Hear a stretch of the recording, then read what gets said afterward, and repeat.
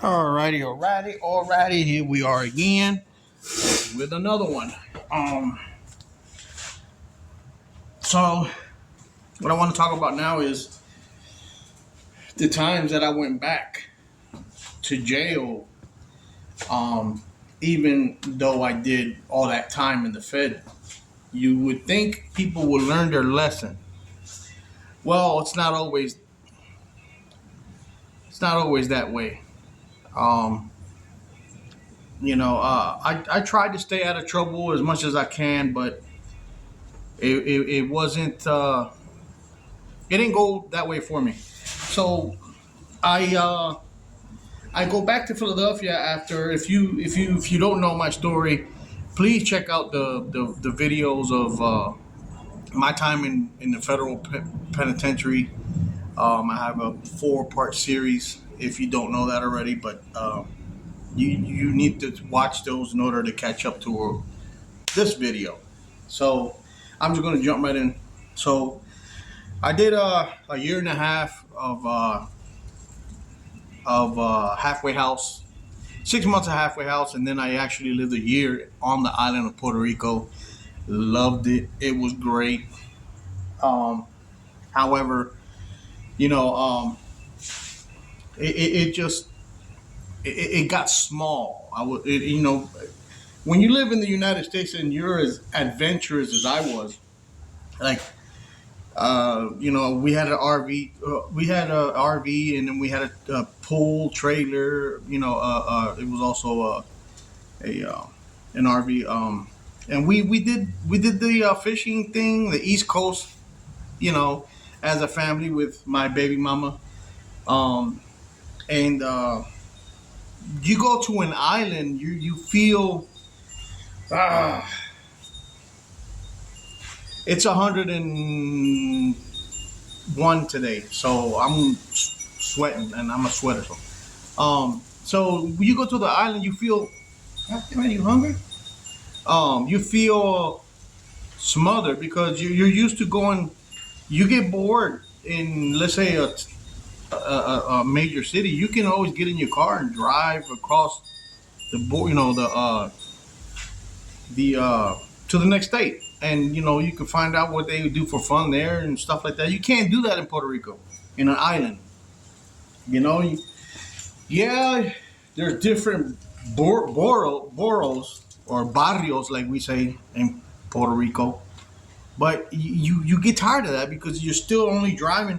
The island is only 90 miles long and 40 miles, wide. It got small. I end up moving back to Philly. I'm calmed down at this point. I don't want to murder half of the people that I want to murder. Um, and that's very serious. I know that I don't want to say that stuff, but I just want to get all this out. But I'm good now. My mind is settled. I just want to do the right thing, get my money right, and try to get back on my feet. Every time you move somewhere, though, you're starting from zero. So I still have 5 years probation, also. So that had to be I had to ask permission to be able to move back to you know to move to Philadelphia, and I got granted that permission like 3 months. It took like 3 months for them to grant me. Yeah, you can move back to Philly. Um, so I moved back, and I'm doing the right thing right away. You got to get yourself a job. You got to report to the probation office. My probation officer ended up being a gentleman by the name of Mr. Scott. If you, Mr. Scott was the coolest man. Mr. Scott, if you ever watch any of these videos, I really do want people to know that you're a cool probation officer, man. They don't come around often. They don't make them like cool. They're usually not all, some, most. But I end up reporting to the probation office. Um, I get a job with my friend Richard. He ended up helping me He's like a brother to me. We stay in contact now. He just visited me like 2 years ago. I had vacation over here in Texas where I live now. Love you, Rich, to death. Um, and I end up meeting a young lady, and if my parents were fire and gasoline, me and this young lady were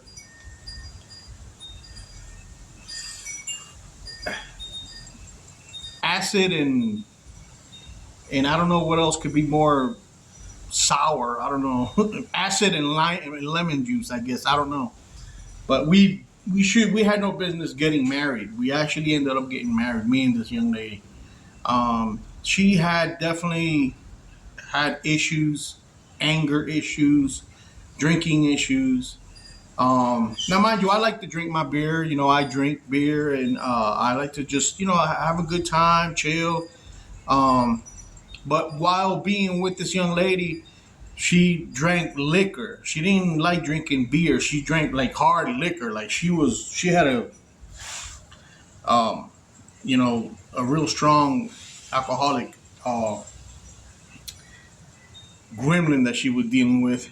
Very cool person otherwise. I'm not here to beat on anybody up. I'm here to talk about me.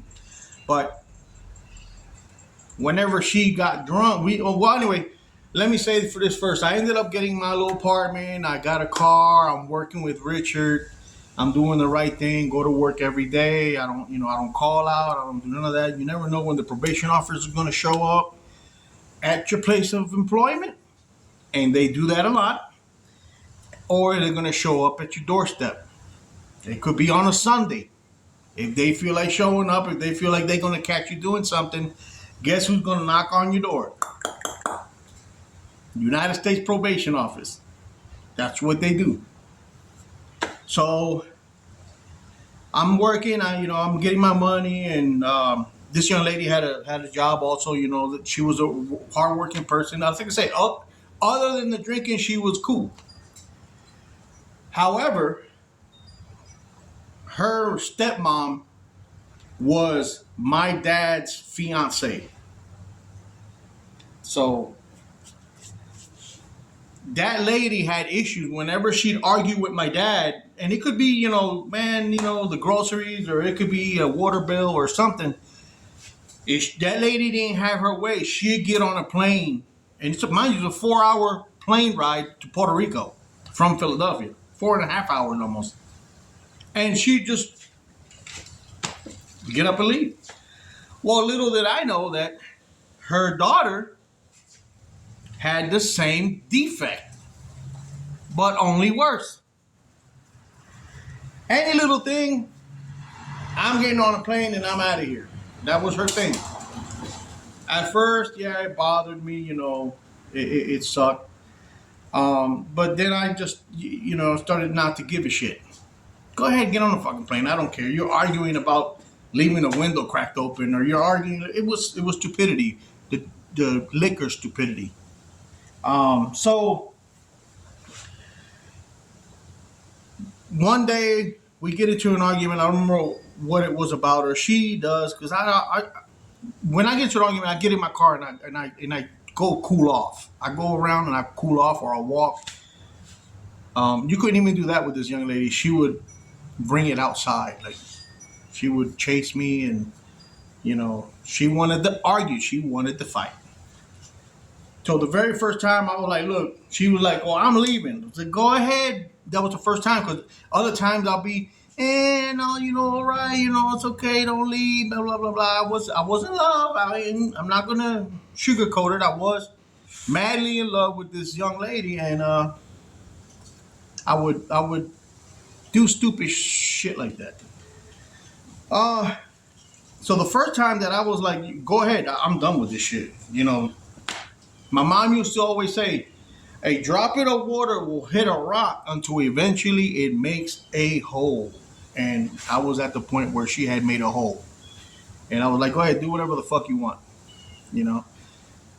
That was it. So she ended up tearing the whole my apartment. now mind you, she had moved in. Um, she left her 3 kids. Like I said, I don't want to make this about her, but just so you guys know, you know, she starts tearing the apartment to pieces.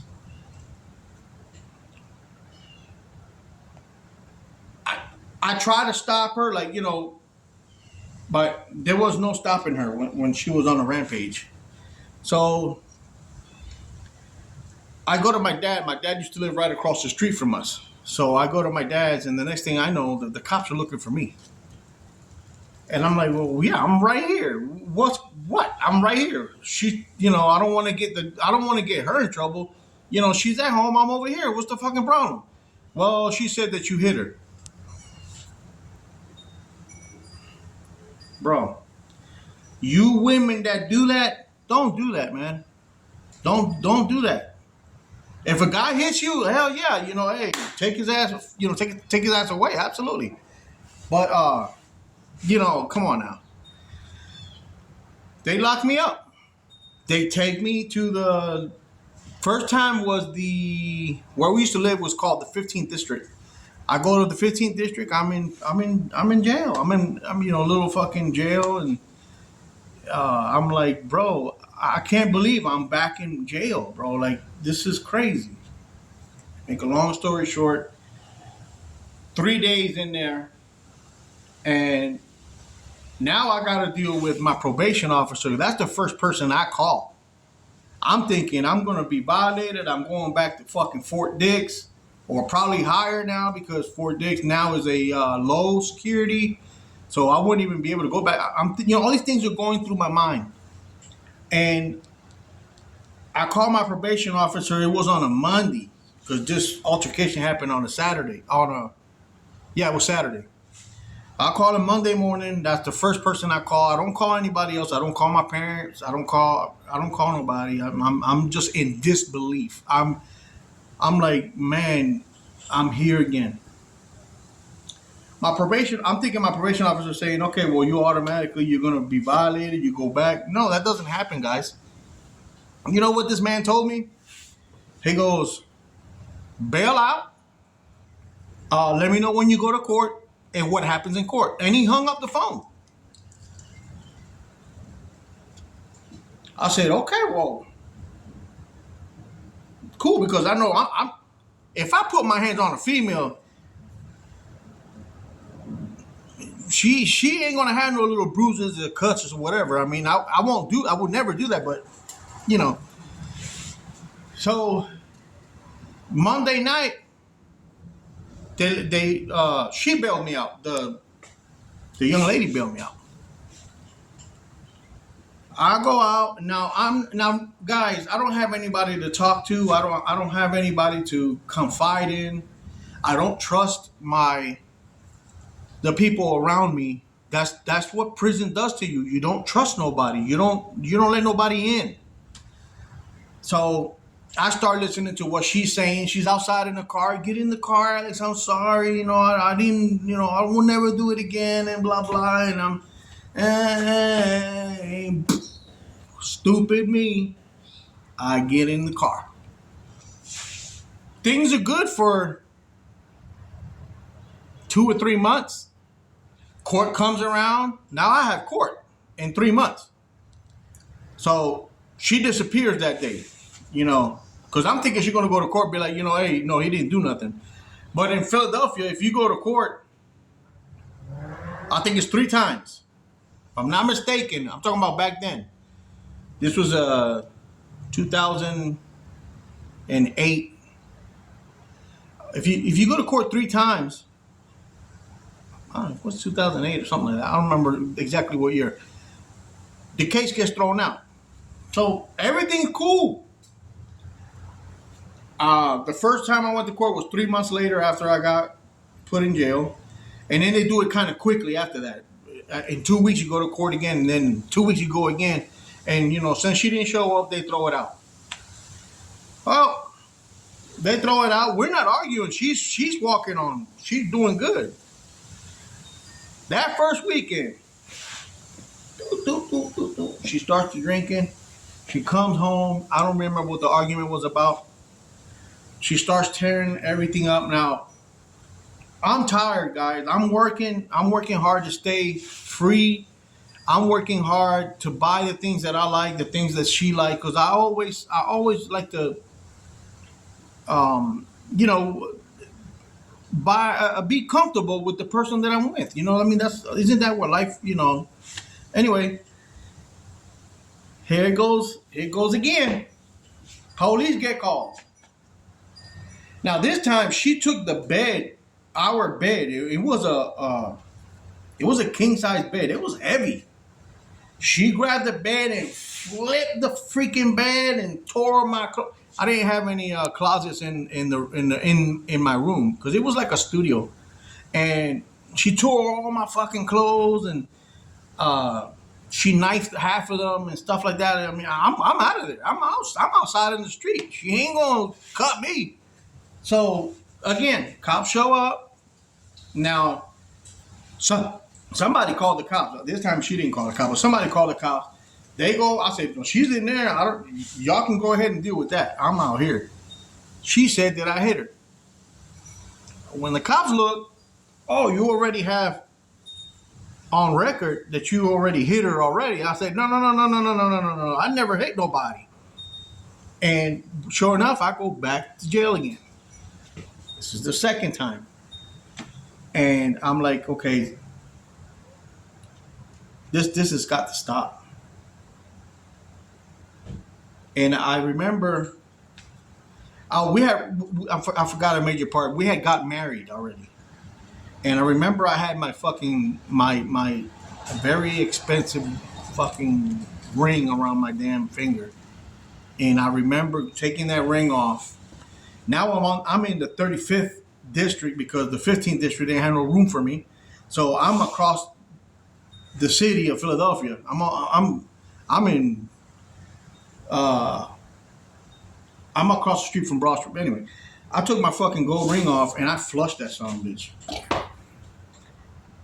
And now I'm thinking, how can I get out of this? How can I get out of this situation? How can I get out of this relationship? But I'm still in lovey-dovey. So same thing happens. She bails me out.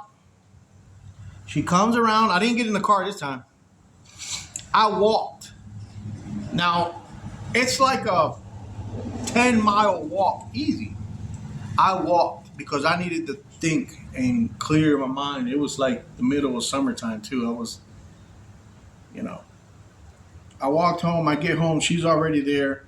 She's there playing dominoes with the rest of the guys of that little apartment complex we were in. That still didn't. She starts talking to me, and because I don't let nobody in my circle, you know, she starts talking to me, and this time it took like 3 days. I go back to work, and you know, my boss Richard is like, bro, you think about yourself. He's the only person that can tell what's going on because I'm not. Whenever I don't go to work, it's going to be something that's very serious, like going to jail or you're in the hospital, you know, something. So I go back and he's like, man, was it you again? And I said, yeah, man, I was in jail. You know, she said I hit her, blah blah blah. He's the one trying to talk me out of this stuff. So took like 3 days and I'm back with her again. So there's a third incident, but I didn't go to jail this time. She didn't call the cops, but I realized the third time that she was drinking and got crazy. I called my probation officer. Now this is a true story, guys. I called my probation officer and I tell him, look, I made the fucking huge mistake of marrying this person. What do you tell, what advice do you got for me? Because she's now, I have to take anger management for the second time. I have to take anger management classes. And these are like for a year. They're not no 6 week, 3 days. No, it's fucking long ass time. So that's just so I don't violate and go back. So he goes, bring her here to me.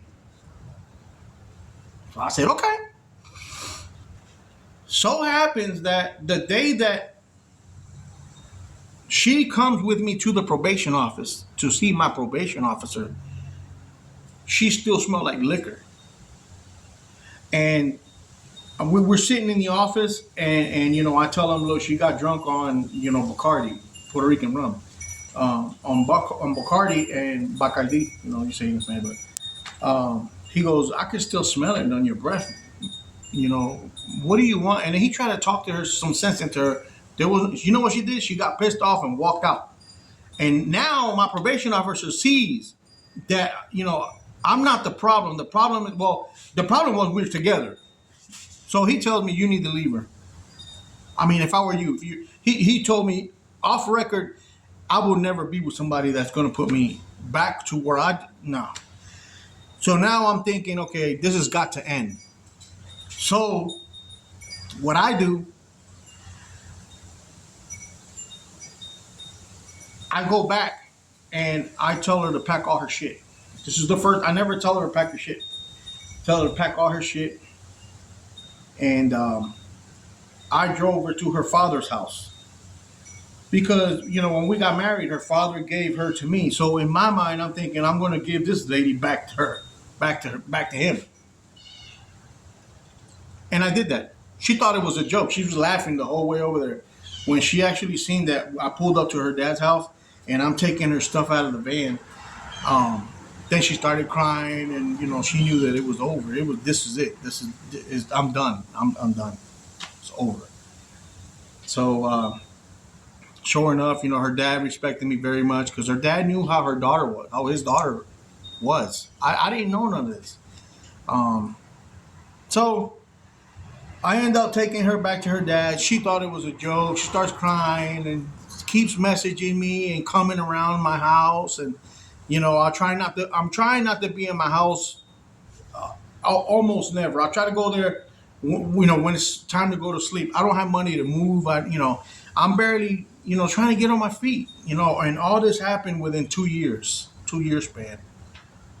And I end up one day I'm on the internet, and I end up talking to this young lady from Texas, which happens to be my wife now.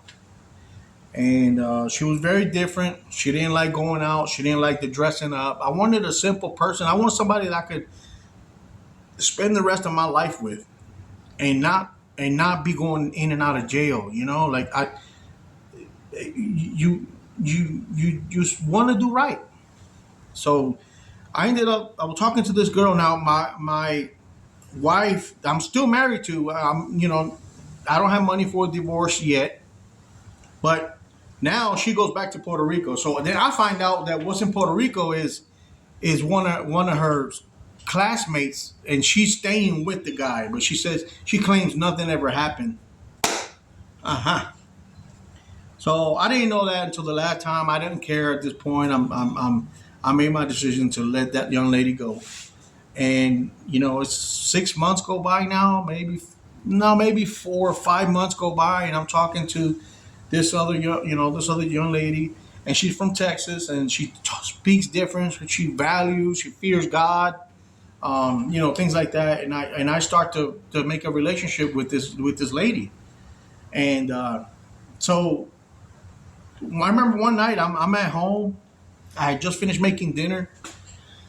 And I'm talking with the young lady on the phone, and we're having a good conversation. And this young lady that I'm talking to now hears the door boom, boom, boom, boom.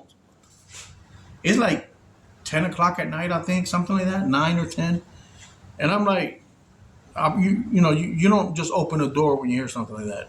I didn't have no people, so I was like, who is it?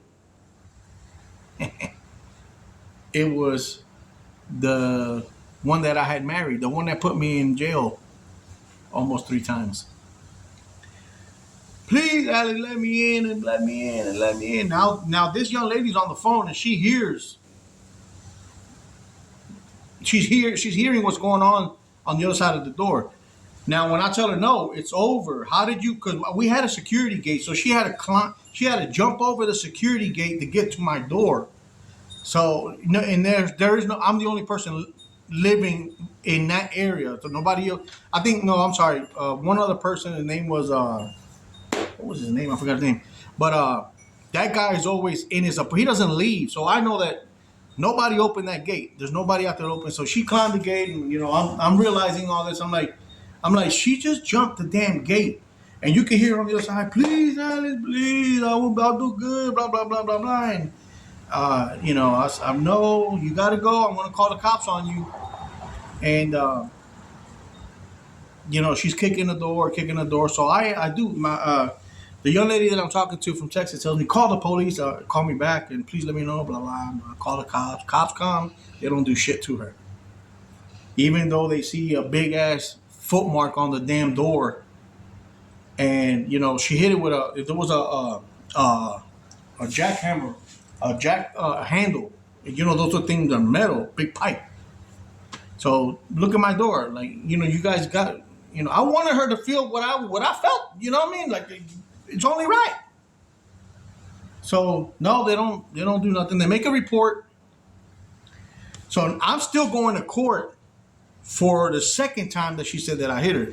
So I want to be kind of careful. You know what I mean? Because I don't know if she's going to go to court and actually be like, yeah, he hit me, blah blah, and then you get put in a position where you have to be very careful, because this person on anger can lie on you, and you are going to do time. Domestic violence is like the first offense is like you going to automatically do 7 years. Like, they don't play with that stuff. So I remember I go to court for the third time. The second time, she's there. She shows up this time. We're not together. She shows up, but she never goes into the courtroom. So we get called into the courtroom. I'm fucking shooting bricks now, because they're not going to believe nothing that I say.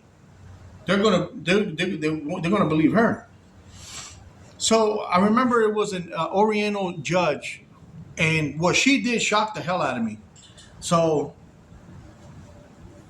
she goes, Alexis Gomez, yeah, I'm here. This party's here. Is the victim here? No, Your Honor. And then the prosecutor lied. Well, she's out doing, I don't know, something, and she couldn't come in, or some bullshit he said. And the judge at that point said, no. No. We're not going to play none of that. So the Lord is sometimes on your side. The judge calls me, says, approach the bench. So I approach the judge, and she turns her screen. The judge turns her screen and says, look how many times this young lady did this to her kid's father. 1, 2, 3, 4, 5, 6, 7, 8 times she did the same thing. And now you 2 times. Do you see it? I said, yeah, I see it. I seen his name on there, and I seen her complain. And well, it took that many times for the judicial system to realize that, this girl was doing this to men. So the judge gets pissed off, damn near cusses the prosecutor out. The prosecutor knows this, but still, y'all prosecutor, you something's wrong with y'all. Y'all are not human. Sometimes y'all need to have some feelings and think about what y'all do to people. But I know you don't, so me saying something now is not going to change nothing. So the judge tells the prosecutor off, and damn near just,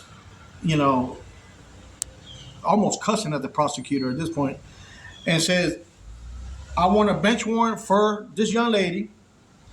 She's going to pay for his door, because I brought all that evidence with me, pictures and all that. The judge made, and then gave me a permanent stay away order. Like, this young lady can no longer come within, I think it's like 75 feet or something like that. Or I might be wrong. I don't remember what the order was. Even though the judge read it out to me and I had a copy, I never really read it. I was just happy to be done with that situation. So it ended up backfiring on that young lady. So now I'm moving along. I meet this new girl from Texas. She comes over. I had an accident where I lost this finger was cut off um, at a bar fight, and it wasn't even I wasn't even fighting. Guy came in with a machete. He got mad because he lost a pool tournament, and when he went to chop, he caught my finger. So now that I'm dealing with this issue here, uh, this young lady flies all the way from Texas, and she comes over. She consoles me, and we blah blah blah. Make a long story short, she ends up moving to Philadelphia, and we're doing good. We're minding our business. We have a great relationship. Everything's good and dandy. And then now I'm in Philly for 5 years, so my probation is almost up. Like I haven't got into any more trouble or anything like that. So uh, I told this young lady that I'm with now, listen, there's nothing, why am I in Philly? My kids, they don't visit, I've seen them a few times and stuff like that, but they're doing their own thing. They're at that age where they're doing their thing. They're teenagers now, and they don't want to be around this old fart like me. And I understand that. I understood a lot of what my kids were going through at that particular time, and I think they were brainwashed a little bit. They were told not the truth. They weren't told the truth about me, and you could, people watching this, y'all could do what y'all want to do, but so I told this young lady, and I told her, you know what? What am I doing in Philly? What's the point of being here? There's nothing here. So I gave my job notice, and I said, as soon as my probation is over, I'm leaving. I'm leaving, and everybody started laughing. Bro, you ain't gonna go nowhere. Texas, you ain't going to Texas. You ain't gonna. Oh, stop. Okay, all right, all righty, okay. So finally, I get the last call. Mr. Gomez, you got to come in and sign your release papers. You're completed. I go in, and I sign the papers, and my last show up at the probation office, 5 years completed of probation. Not easy, guys. Let me tell you, it's not easy. So now, me and this young lady, we decide to go move to Texas. So now we have a nice apartment, and me and her, we got everything going. We got cars. We're good. And I remember I bought a car in Texas, uh, maybe a month or so before we decided to move, or maybe longer. And the funny thing, because this is the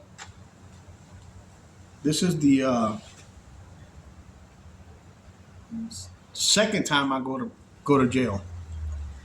Now I went to jail, you could say 3 times with the first lady, but this time I count that as one. This is the second instance where I go to jail again. So we're driving, we pack everything up, we rent a U-Haul, we're driving to Texas. I get pulled over in Tennessee for going too slow. I said, I didn't know you can get pulled over for that. I was a patrolman in Philadelphia. Speed limit was 55, and I was doing 50. And he said I was going too slow. Sure. Tennessee, white cop, how that goes. Brown guy, driving a U-Haul. I was towing a U-Haul. And sure enough, he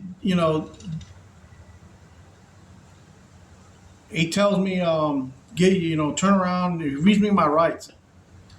I'm like, what the hell is going on? Well, it turns out that car that I had bought in Texas a month before, or whatever, turned out to be stolen.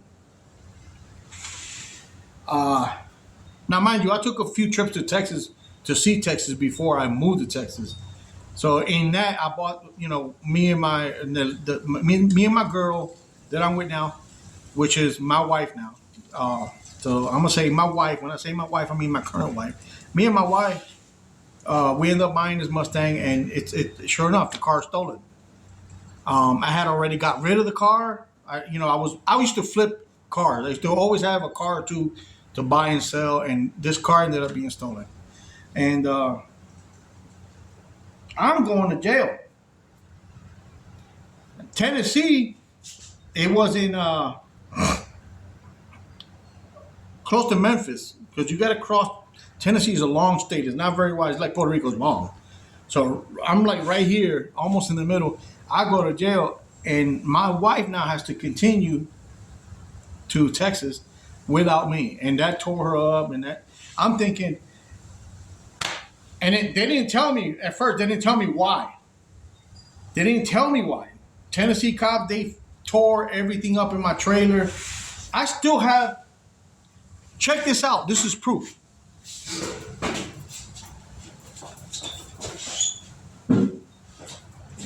I told you guys that I'm a musician, right?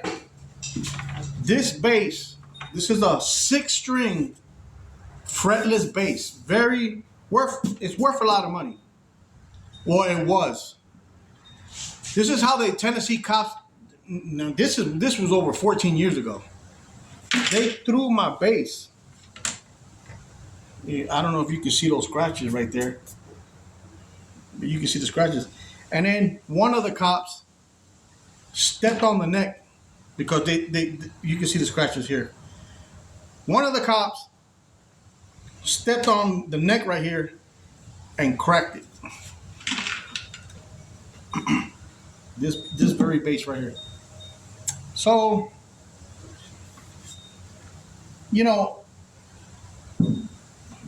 I felt it was racial. It was racial. It was something they thought. They ran my name. They seen that I have a drug charge already, and they thought that I was carrying drugs. That's all it was. I ended up doing 7 days in their fucking bullshit fucking county jail. They released me because the car got given back to the owner, and there was insufficient evidence that I stole the car because they wanted to convict me for receiving stolen property, but they couldn't. I don't remember they were missing something so they could charge me with that. They couldn't charge me. They ended up keeping me 7 days and releasing me. So you can imagine the things that I was thinking about just sitting in that fucking bunk. And now Tennessee, they took me to the actual big jail. So I'm on the top bunk. It's like a gymnasium full of fucking dumbasses, full of idiots in there. I'm sorry, but wasting my fucking time. Do you know what that does to your mentality as a human? Being persecuted and going to jail when you haven't done shit wrong, it fucks you up. You're mentally going downwards. And I remember 2 times that I cried while I was incarceration. The one time that I cried was like the 3rd day when I went to federal prison. You grab your pillow and I'm sorry, 3 times I cried. You grab your pillow and you let it out. Because if not, you're going to let it out on somebody in there. The second time was when I was in USP Atlanta and I needed to get out of that fucking hellhole, that damn dungeon. I cried and that's when that lady cop seen me crying and got me out of there. And this was the 3rd time. I was in Tennessee. I grabbed my pillow and I just screamed. You scream into your pillow. You cry. It is a very hard situation to be put in, for sure. So I don't know if I'm getting released. I get called. It was a Monday morning. Gomez, you're being released, and they didn't want to tell you why. They don't. I didn't find out. I didn't find out why until almost 6, 7 months later, when I was like, "What the fuck happened in Tennessee?" Anyway, I finally get on a Greyhound bus and I make it to Texas. Now, I start drinking heavy, and my mentality is just tore up. My mentality is just I'm useless as a human being. Um, you know, but I get into a few arguments with my current wife, and my current wife is a trooper. Let me tell you, um, I put her through some things, never physical, um, because my dad used to beat the shit out of my mom, and I could never do that. I could never be like him. I didn't want to be like my dad. Um, Sorry, my dad is a different person now, but it was just that time that he was with my mom. It was horrible. Anyway, so I put my current wife through some mental, emotional abuse for sure, and she loved me so much that she saw past all that and invested her time to make me try to come back around because I am a mental case, and I remember this would be the one, two, three, the fourth time I go to jail. I drank a little too much, and me and my current wife had an argument. So remember, I told you I get in the car and I burn off. So I got in the car and I go to the next town over, and I shut the car off. I lay the keys on my lap. I parked behind like a little shopping mall. I parked behind it. I'm thinking I'm safe. I'm not gonna be. I'm not driving or hitting any. I wasn't drunk to that point.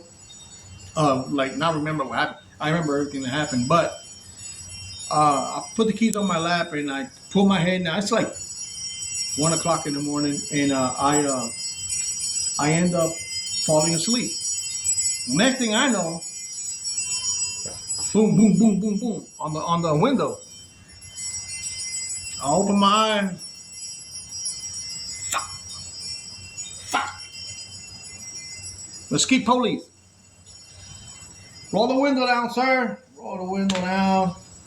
They smell the alcohol in my breath. Get out of the car. Mesquite cops, they're not going to give you no kind of leniency. Mesquite cops, you guys are awesome. I understand I was in the wrong. I really wasn't bothering any fucking body. I was parked behind the fucking next to a dumpster, sleeping my anger off, and they take me to jail.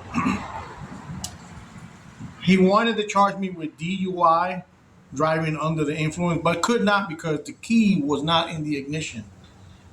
So as long as the key is not in the ignition, they can't charge you with DWI or DUI. If you're in the same situation I was, I don't know. Maybe other situations are special or different. I don't know. I got charged with public intoxication. My wife picks me up in the morning. At this point we're both cooled off. We talk. I'm like I hate the law even more. Like I'm going downhill, and nobody knows this. Not even my wife can understand what's going on, what's happening to me. I don't understand what's happening to me. I kind of sort of do now. I just started to grasp that when I started making these videos. But okay, so I go back to work. I'm thinking work is the only thing that I could do to stay out of trouble. So I'm still picking up fucking beer and just overdoing it. Like it's cool if you drink a beer, you know what I mean? If you get your little buzz and you control your buzz. But I was drinking until I was falling over. because of the emotional abuse I was going through. I was fucked up. So I'm not going to get into real big details about the third time, but I will say this. Anybody that fucks with my family, now I have two stepsons, and I have my wife that her two sons. You know, everybody does. We're all working hard people, and you know, if you want to take me there, attack one of my family members and find out how quick, how evil I can. You, I believe you guys will do the same thing too. Maybe some of y'all call the police. We don't call the police around here. We deal with the problem right there and then. So there was an incident with my wife where my wife got body slammed, and now, you know, I had to take care of that situation.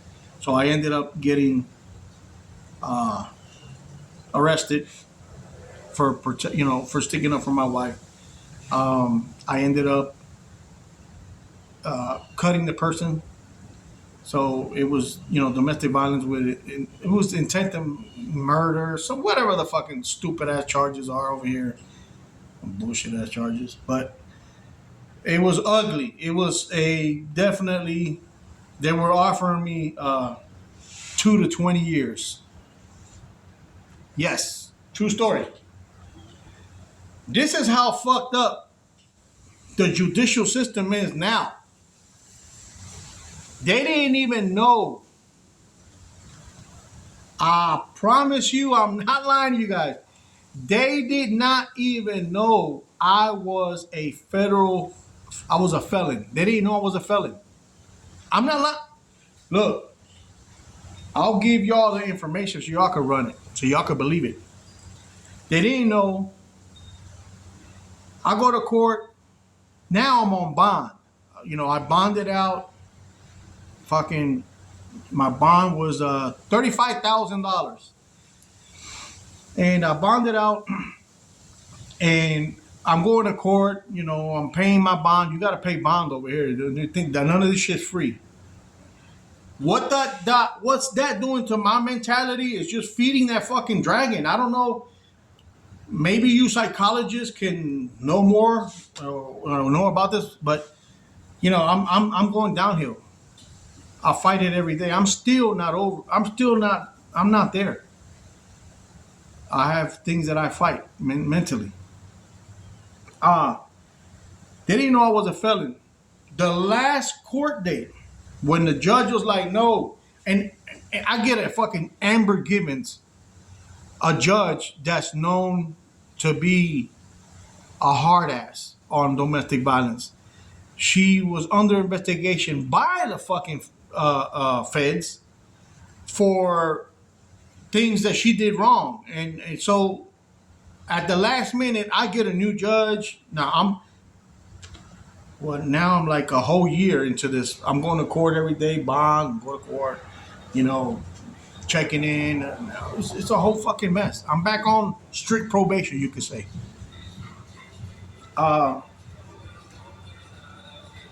That day, the judge said, "No, that's it. We're not going to continue with this. We're going to go to jail now, or we're going to find out what happens now.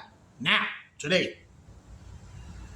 So I was kind of hoping that it was, because I was tired of the jail and all that, and checking in, and I was tired of this shit. My mind is exhausted beyond exhaustion.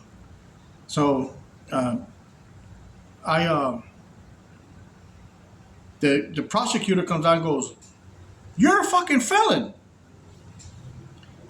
I said, "Duh, fucking dumbass." He goes, "Oh no, we're gonna take that 2 to 20 off the table."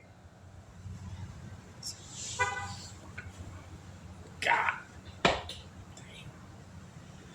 My wife is with me, and she starts panicking. She's crying. I started to get ready to do a bid. So because of the evidence that they had in the case, they they couldn't.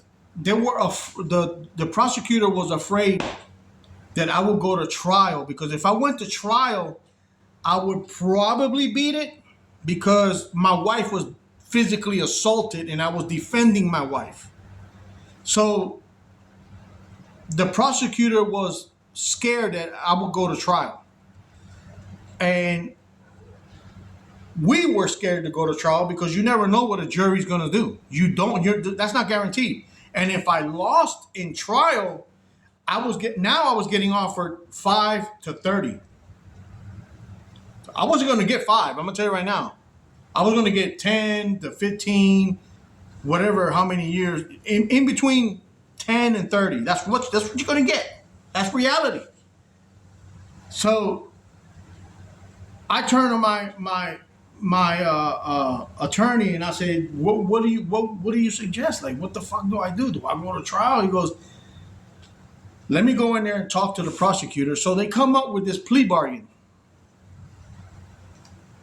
I walk out that day because I did 3 months in the county jail for this. 3 fucking months.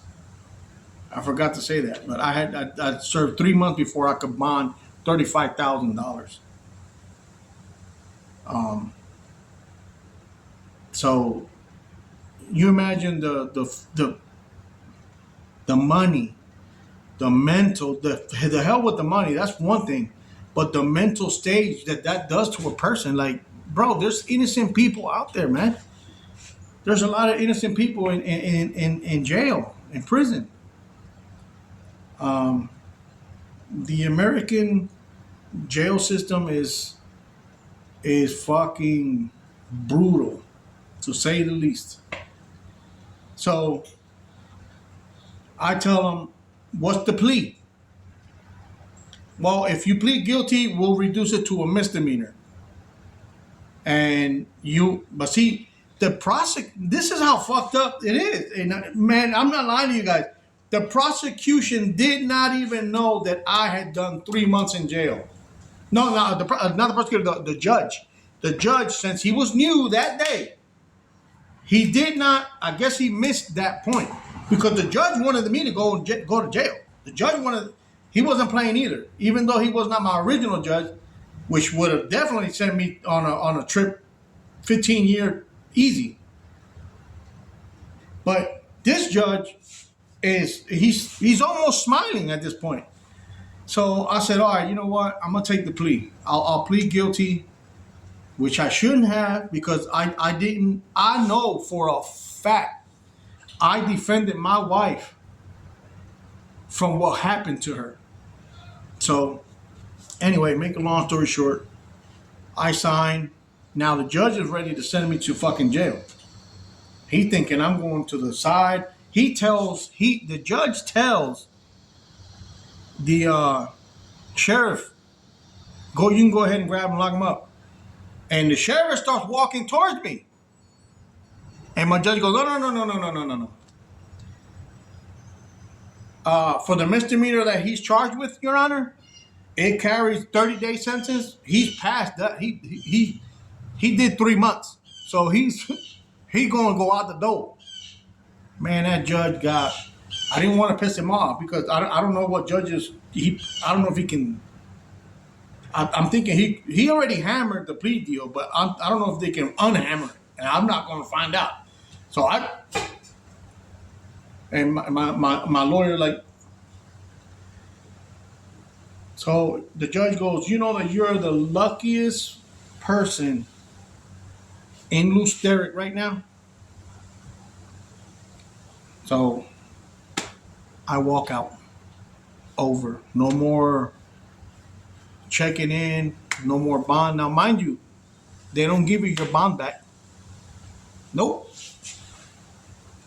The state takes that money. Or the bond agency takes that money. They never told me that I do not get my bond back.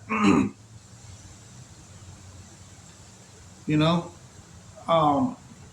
Just horrible, man. Just fucking horrible. I got dealt fucking shit. And that's pretty much it for this one, man. Just be careful, guys. Don't go to jail, man. Don't. I went to a psychologist to try to help me with the shit that I deal with every day. Um, and this is real. This happens. So just you guys, God bless. On the next video, I'll talk about um, how my time here in Texas is gone and things of that nature. You guys hang around. Peace.